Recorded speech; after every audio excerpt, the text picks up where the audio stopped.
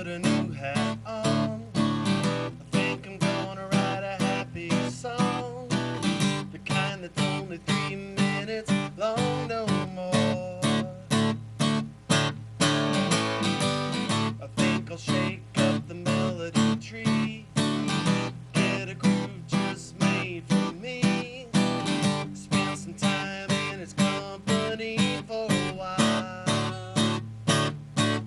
I wanna know why, whenever I look in the sky, I think of you, you know that I do, when I look in the sky. I think it's time for the pass hit stop. I think it's time for the quiet spot. The left turn you never saw coming at you. The back half of the second verse, it's gotta be better, it can't be worse. Say what you mean and make it rhyme and put it back into it.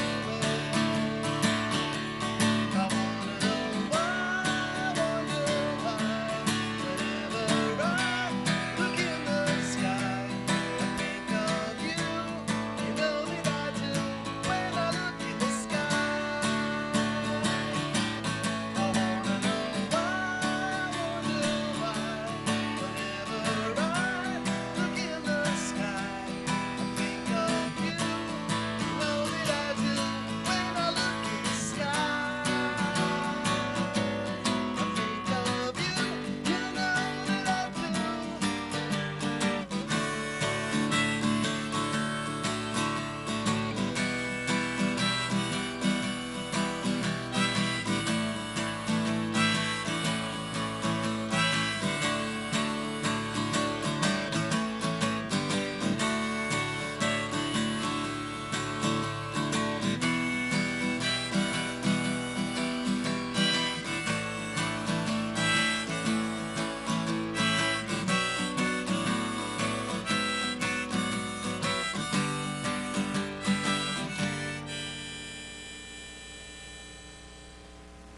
I think I'm gonna put a new hat on. I think I'm gonna write a happy song, the kind that's only 3 minutes long, no more.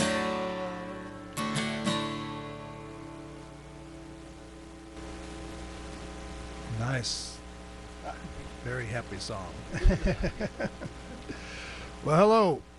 My name is Ed Hawks, and this is the 19th edition of Listen Up Illinois. I want to welcome everybody who's watching. And today I'm pleased to have as my guest a singer-songwriter from the Urbana-Champaign area. David Howie has agreed to come on and share his material today. And we really appreciate you coming in, David. Really appreciate it. I was looking at your website, and I saw you were talking about your kind of your bio and your history, and you said that you started writing songs when you were 15, and that was kind of amazing to me because when I was 15, I wasn't thinking about writing songs. I think I was playing basketball with my buddies and probably. I didn't make the basketball team either, but we thought we might. So how did you kind of get into doing that, and what kind of songs were you thinking about and writing when you were 15? Well, I'm one of 8 kids, and I've got older brothers that play guitar as well. Jim and Michael, both 2 of my older brothers, play guitar, and I just thought it was the coolest thing in the planet, you know, to see them playing guitars and singing songs and learning all that stuff. And so, you know, I got a guitar on December 25th, 1974 for Christmas, and I got a chord sheet from my brother, and he said, "Good luck." And that was it. And so I taught myself, and you know, back in the day, I just had a little tape recorder, and I would just sit and learn songs I taped off the radio, and then just learn sections of songs until I could do a whole song. And then I started writing songs probably very much in the world of sound that I was recording and learning. Jim Croce was a big influence very early on in terms of good stories. and sort of compelling characters and songs and things. But I'm sure I was probably writing songs about heartbreak and drama when I was 15. Yeah.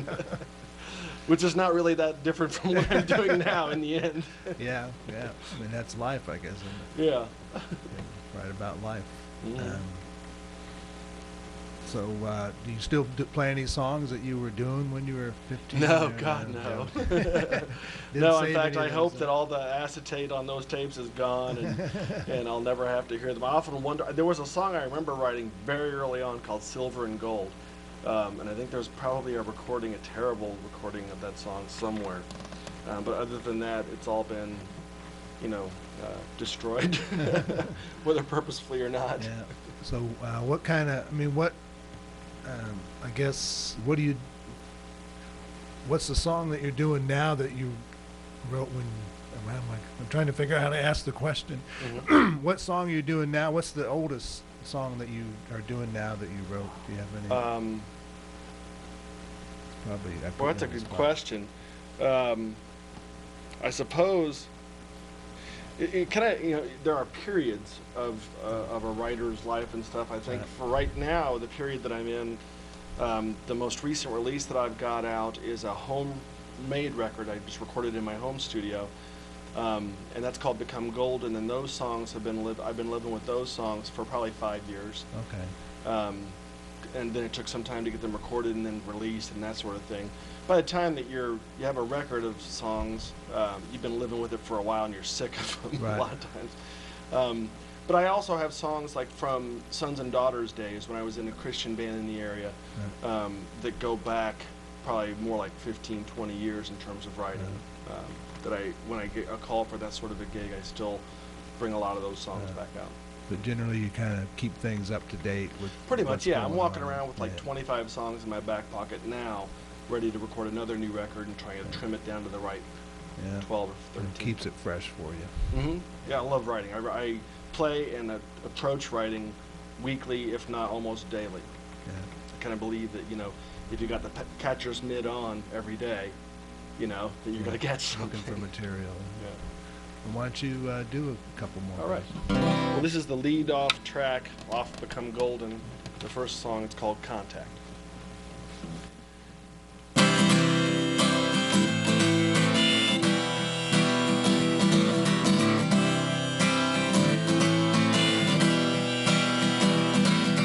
I was walking down a city street, watching people as they passed me by, looking for uncommon courtesy. Why can't I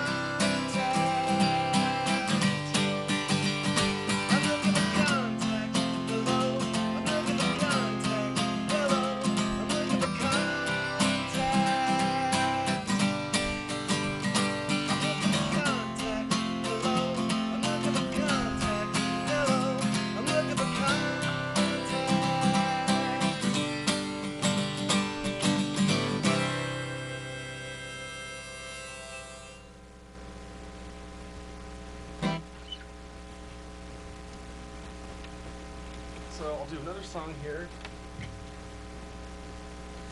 This is requires the D harmonica for those of you keeping track. This is a song that I wrote for my wife. It's called Cynthia.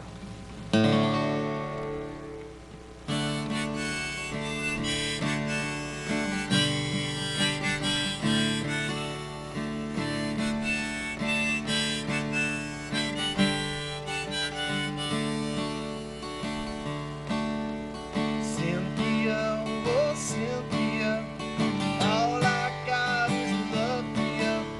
Cynthia, oh Cynthia, all I got for you is love. I ain't got no gold or diamonds, I ain't got no fancy cars, but I got away with rhyming, and I got this old guitar. Cynthia, oh Cynthia, all I got is love for you. Cynthia, oh Cynthia, all I got for you is love. I ain't got no mansion, baby, I ain't got no second home. All I got's these 4 wheels, baby, 200 more miles to go. Cynthia, oh Cynthia, all I got is love for you. Cynthia, oh Cynthia, all I got for you is love.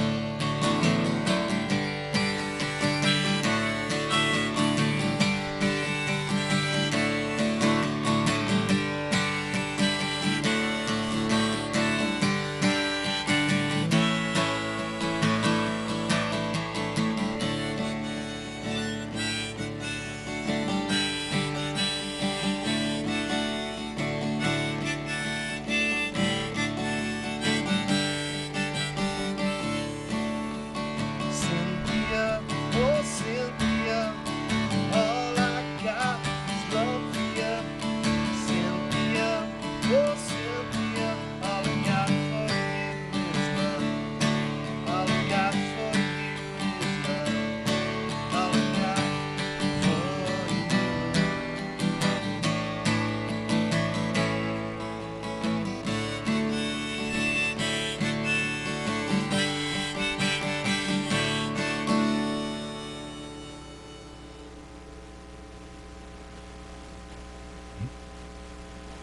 Nice.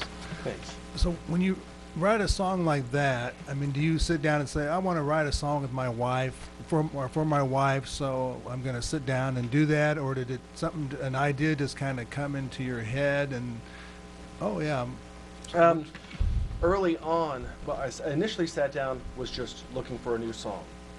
But early on, when I started singing Cynthia, I started thinking, wow, maybe this is a song for her, and let's follow this, and I'll just see where it leads. So I became conscious of it pretty early on in its inception, and then just kind of follow where it was going. But sometimes, I have no idea. I mean, I walk in with my guitar, and I'm like, sometimes there are songs that are in the air. You'd hit your head on them if they were physical. So you can feel that there's something around, and you just pick it up with no concrete thought. It's more abstract and nebulous. And then other times, there are some projects that I write specific to. I mean, I get a topic, and they tell me I want a song in this genre and about this, and I write to that topic specifically. So I've learned to be able to do that, but I apply that probably more often to those kinds of projects versus me sitting down saying, I'm going to write a song about Ed, and then write a song about Ed. That kind of thing. So do you set time aside every day to write? Or? I don't have a schedule as such, but I'm a morning person. I'm up at 5:30 every morning, and by the time I'm at work, 8:30, and I have a guitar in the office. So I spend some time looking for things every day. So I would say I don't schedule it, but I may as well say that I do, because I'm playing throughout the day at different times every day. So what kind of job do you have where you can have a Yeah. guitar in your Yeah. office and write songs Right. while you're at work? I manage a storage facility, actually. Been there for a long time, and I love that job, and a lot of fun people that I've met, and that sort of thing. But I also get to have a guitar in the office, which is a nice perk for a songwriter. Yeah, really, you have the time and the space to do that and Mhm. get paid for it at the same time. Yep, it's a blessing. I try not to take it for granted. I think every day I get to have a guitar in this office. Yeah, It's a good yeah. thing. Yeah, that's a very good thing. Well, go ahead and All right, play us some more. this is a. I'm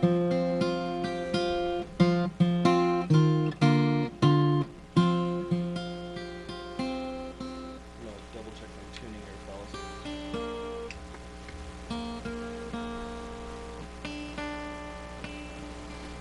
Every time you put a capo on, it changes the tuning a little bit.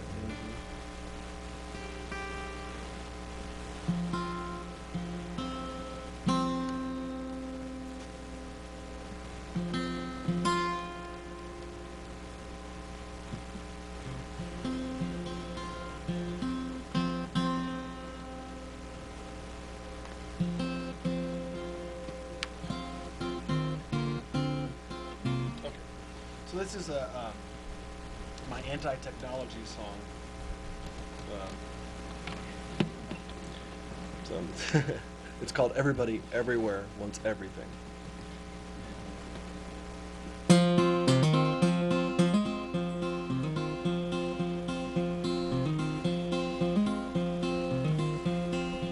Everybody everywhere wants everything, and they wanted it all yesterday. Seems to me we spend a whole lot more time talking, and we have a lot less to say. Hey, hey, hey, hey, hey.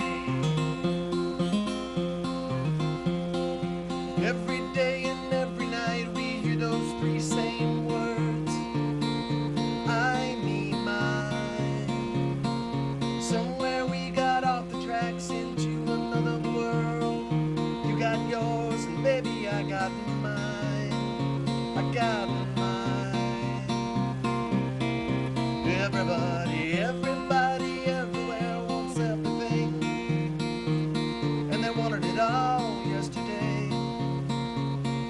Seems to me we spend a whole lot more time talking, and we have a lot less to say. Hey, hey, hey, hey, hey. Remember what it felt like when the sun would break the clouds? We would smile just 'cause we could. Remember when we sat down and spoke our fears aloud, just like everybody should. Everybody should. Everybody everywhere wants everything, and they wanted it all yesterday.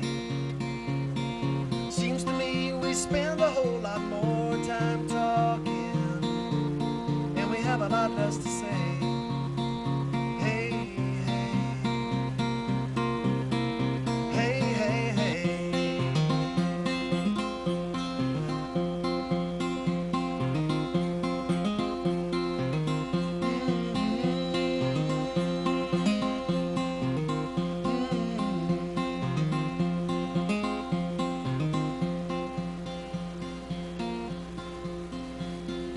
Prophets on the radio, just like they did in days of old.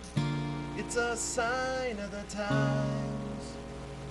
Be careful of the love you keep, 'cause it ain't yours and it ain't cheap, and it always bears a price.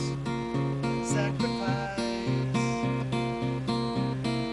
Everybody everywhere wants everything, and they wanted it all yesterday. Seems to me we spend a whole lot more time talking, and we have a lot less to say. Everybody everywhere wants everything,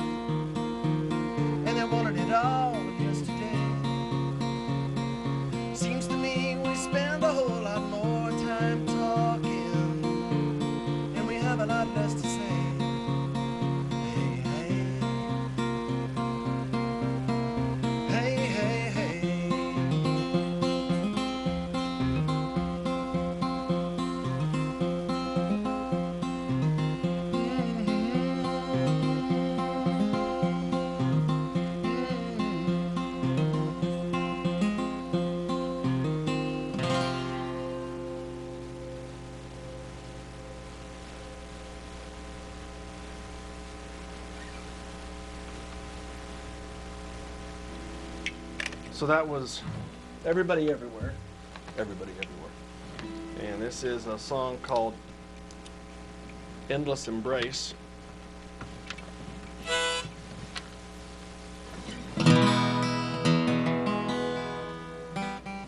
Double check tuning here.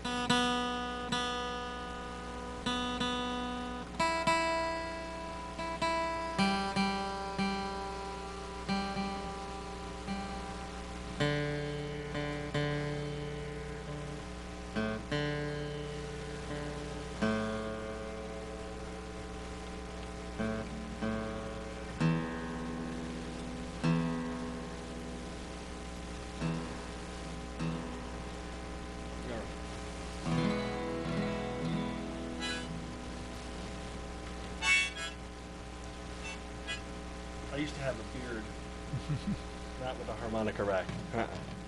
Bad idea. Imagine it could get tangled in Uh-huh. It is, yeah, and people, I'm sure people thought, wow, he's really into that. Look at the pained expression on his face. No, he's in pain. Hair is being pulled out of his face. All right, so this is called Endless Embrace.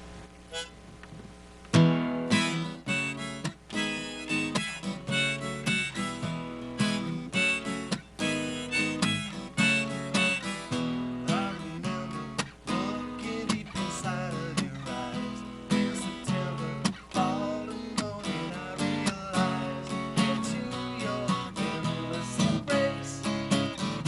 Your endless embrace. From that moment, life became new again. To this moment, where it gets new again. To your endless embrace. Your endless embrace. Everybody sang along. Everybody sang along. I remember listening to those records in December. It was too cold outside. Long for your endless embrace. Your endless embrace.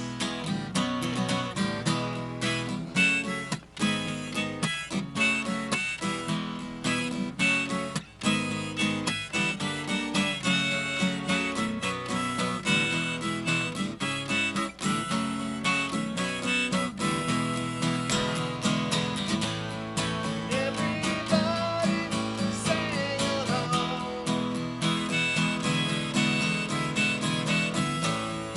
Everybody sang along.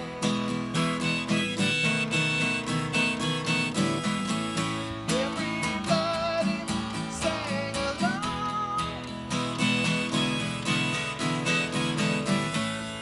Everybody sang along. Rock and roll songs. Sweet surrender, letting go of everything. Moment tender, feeling all the love that you bring into your endless embrace. Your endless embrace. Into your endless embrace. Your endless embrace.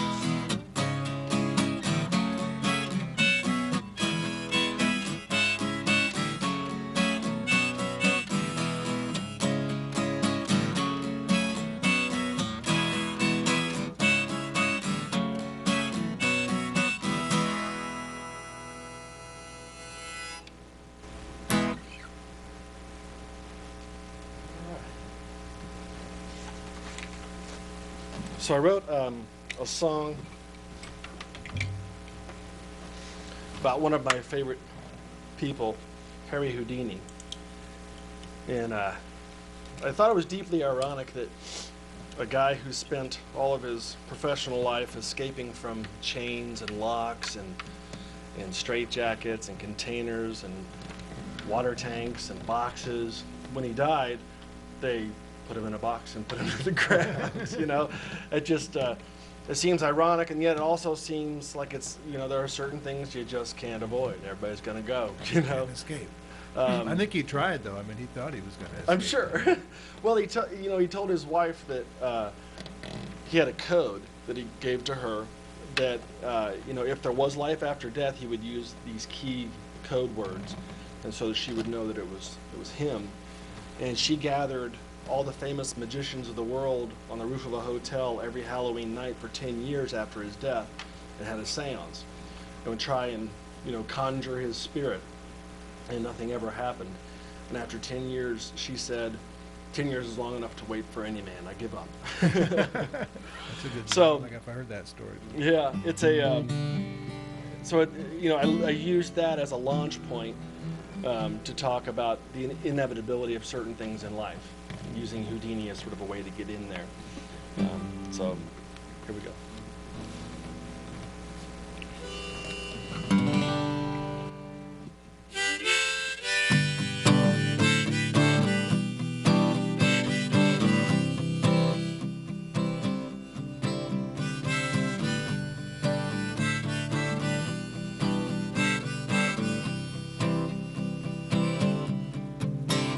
On a rooftop of a hotel, they wait for a sign.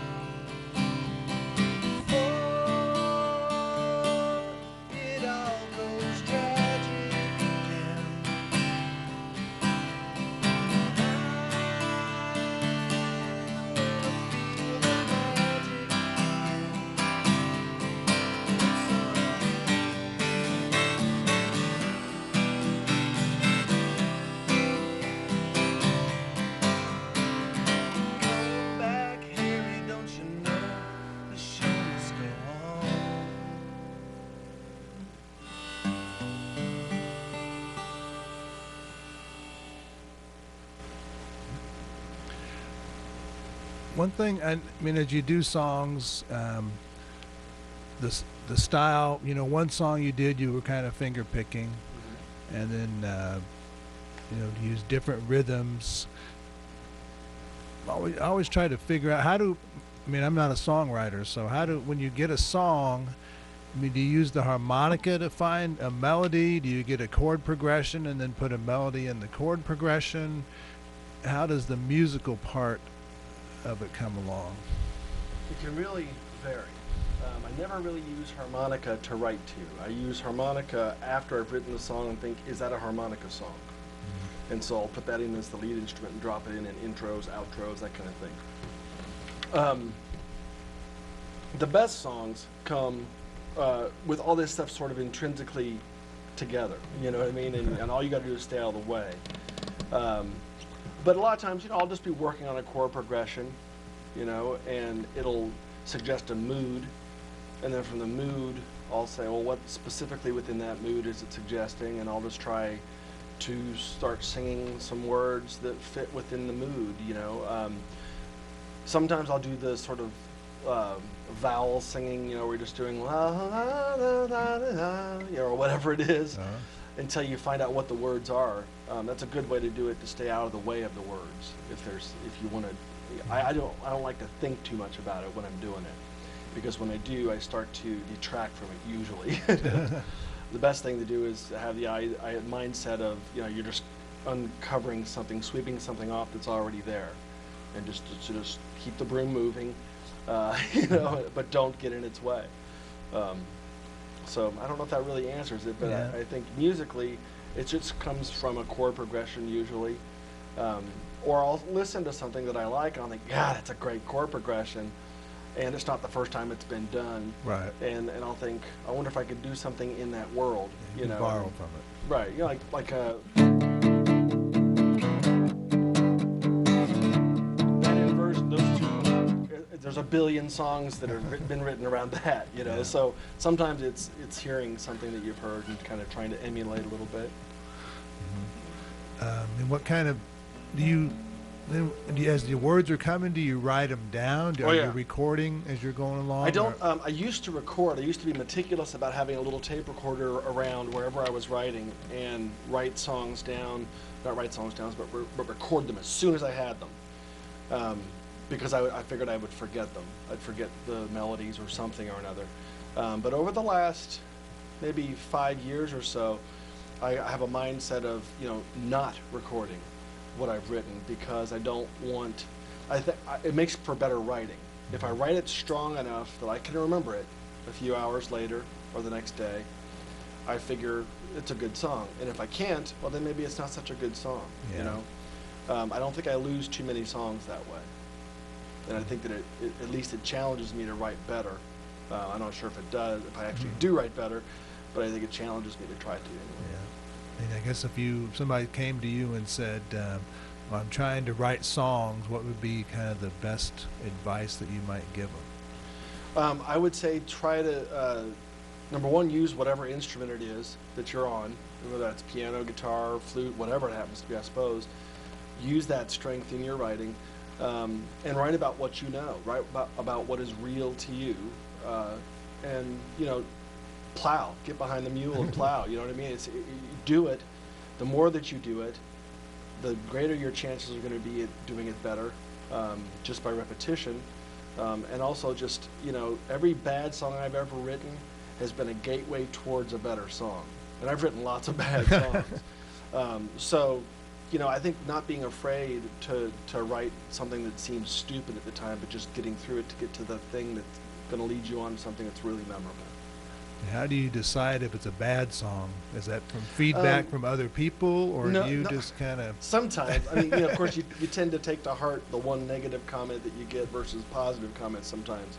But usually, for me, it's a lyrical thing.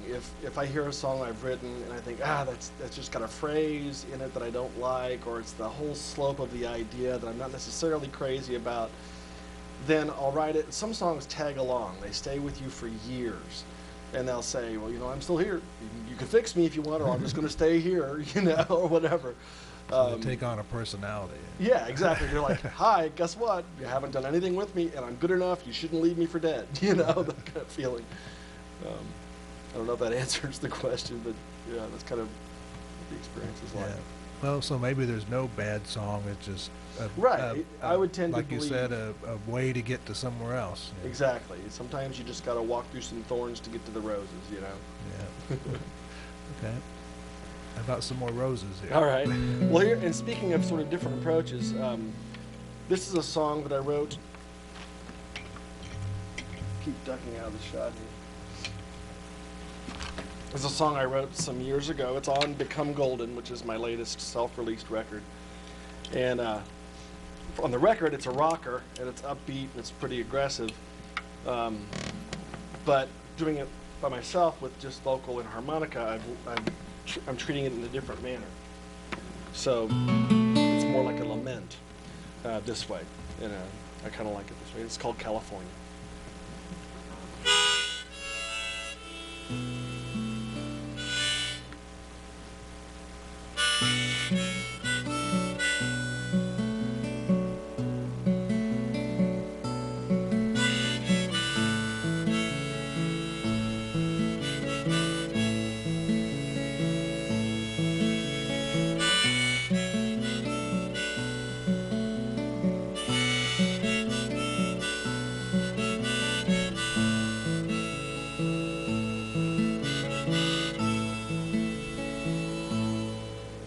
Just a mile from the beach in California,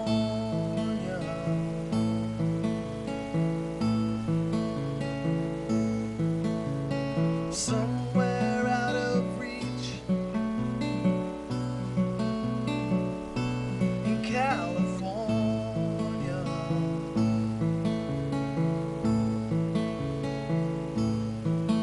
Where the sun can be your friend, never die, never end, in California.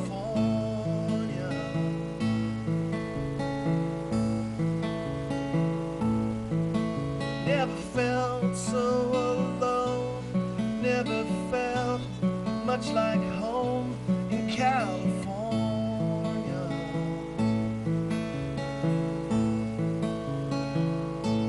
Never knew that I could be so far away from me. Always knew to come back for you.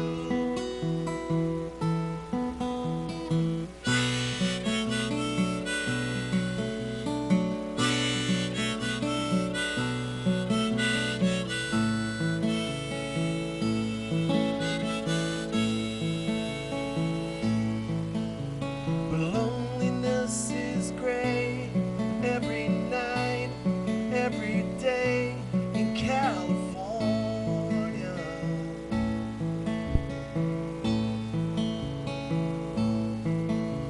When not a word was said, no word was ever said about California.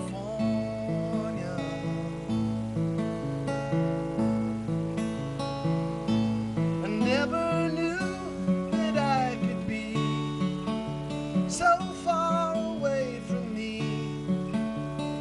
Always knew to come back to you. Never knew that I could be so far away from me.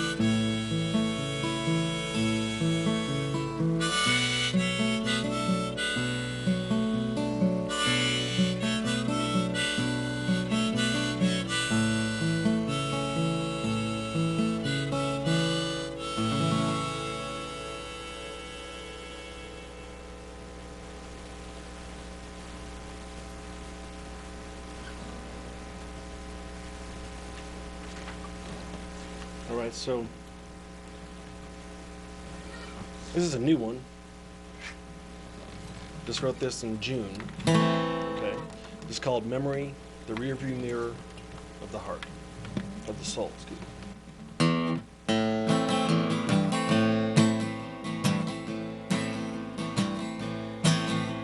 Sunlit sunset, never forget the way that you looked, full of life yet, watching the river roll on by.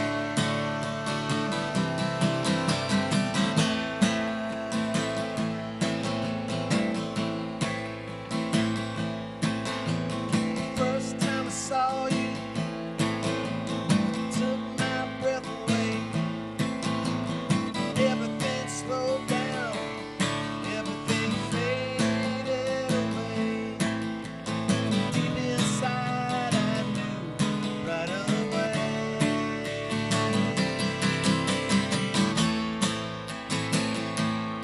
Every high note I sing comes from a deep place in me. Every joy that I know has been a little bit broken.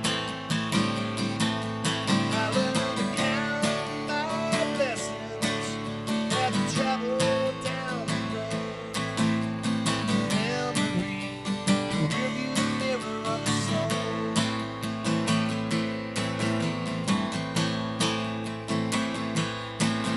Keep your eyes where you're going, not where you've been.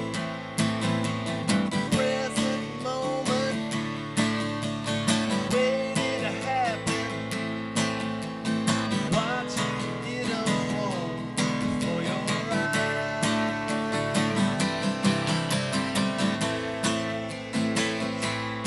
Every high note I sing comes from a deep place in me. Every joy that I know has been a little bit broken. I learned to count my blessings as I travel down the road. Memory, the rearview mirror of the soul. Memory, the rearview mirror of the soul.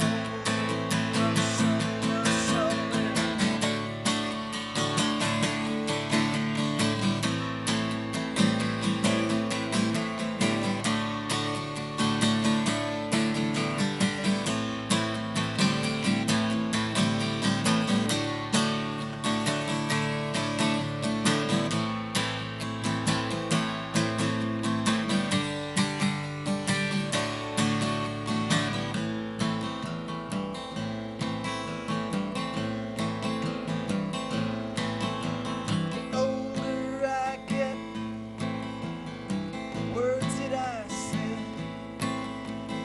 lose their meaning on a sunset evening, watching the river roll on by.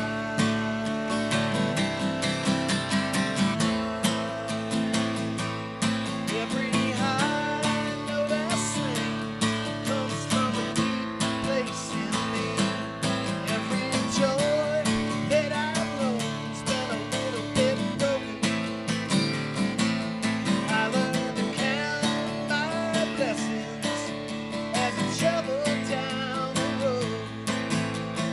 Memory, the rearview mirror of the soul. Memory, the rearview mirror of the soul. Memory, the rearview mirror of the soul.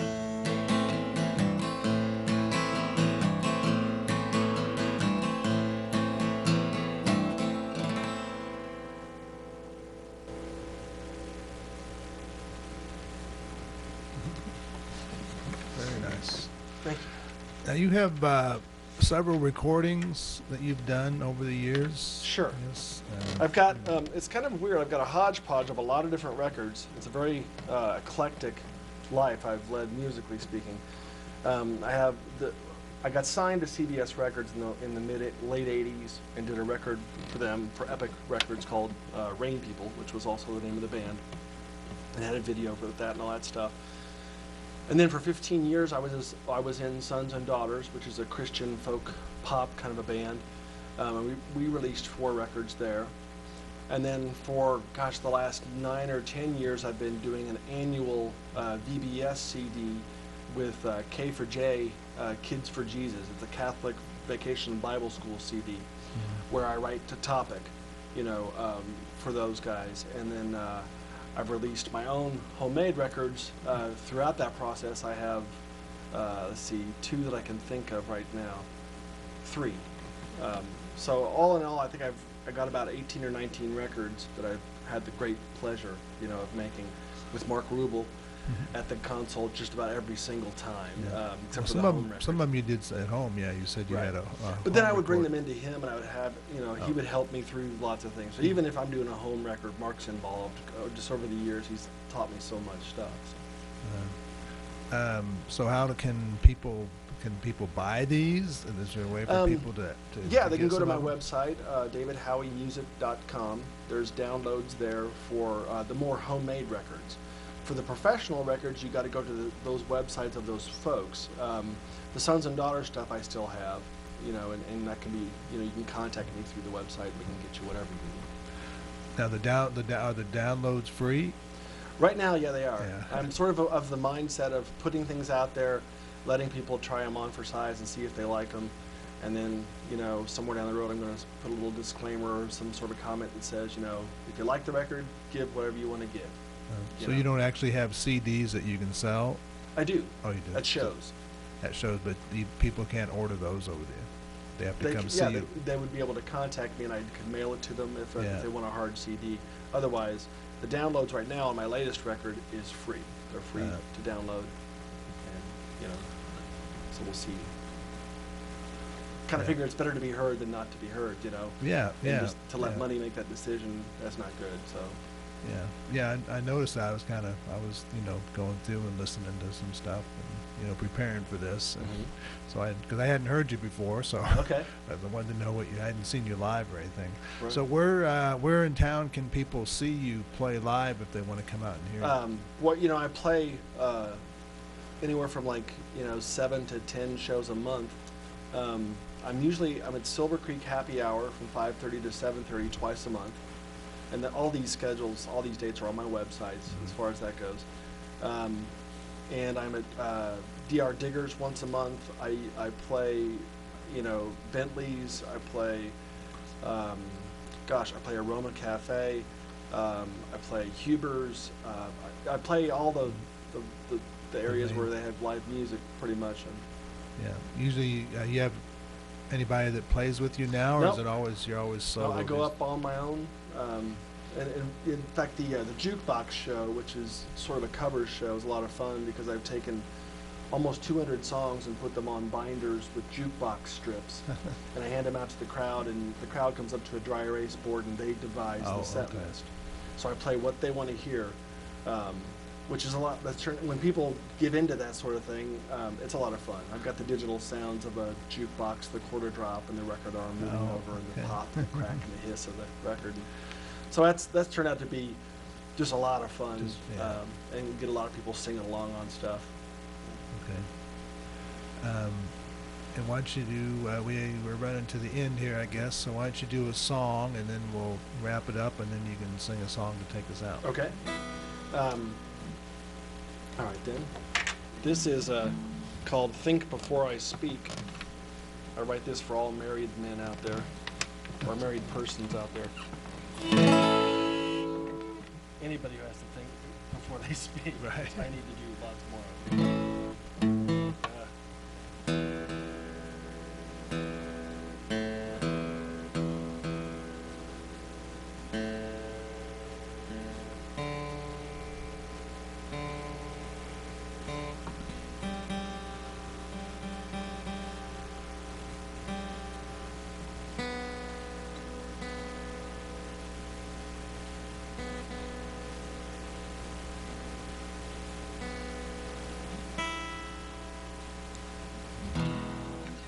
Here we go. Think before I speak.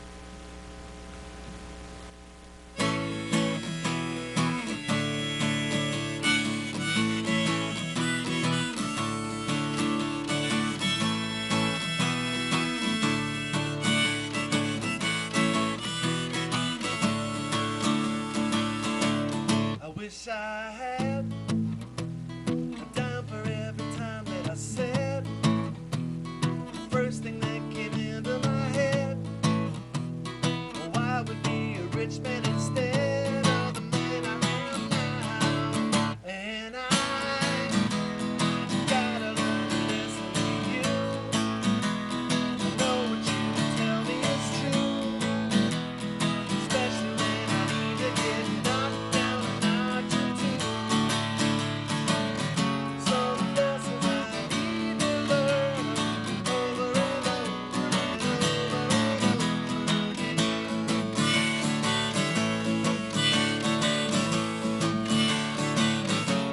It's like I hear a little voice inside of my ear saying something's going on around here. It's a voice that's motivated by fear and a broken heart. And I should never let her go. She keep my whole work in a row. Never seems to stop me. I got nobody else to blame. Some lessons I need to learn over and over and over and over again.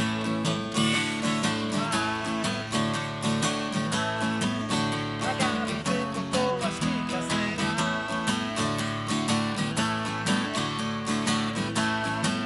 I gotta think before I speak.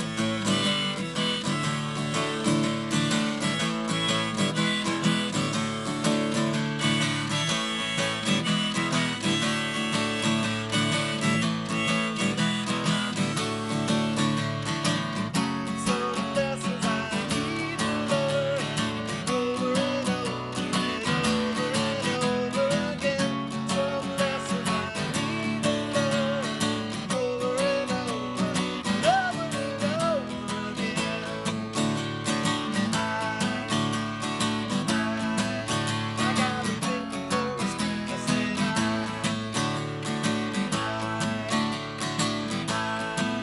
I gotta think before I speak. I said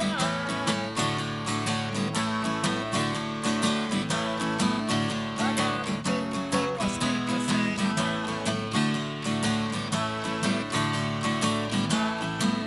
I gotta think before I speak.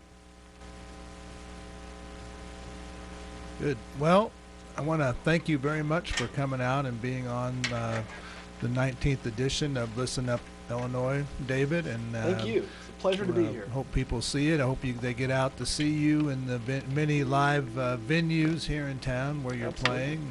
And go to your website, David Howie, HOWIE.com.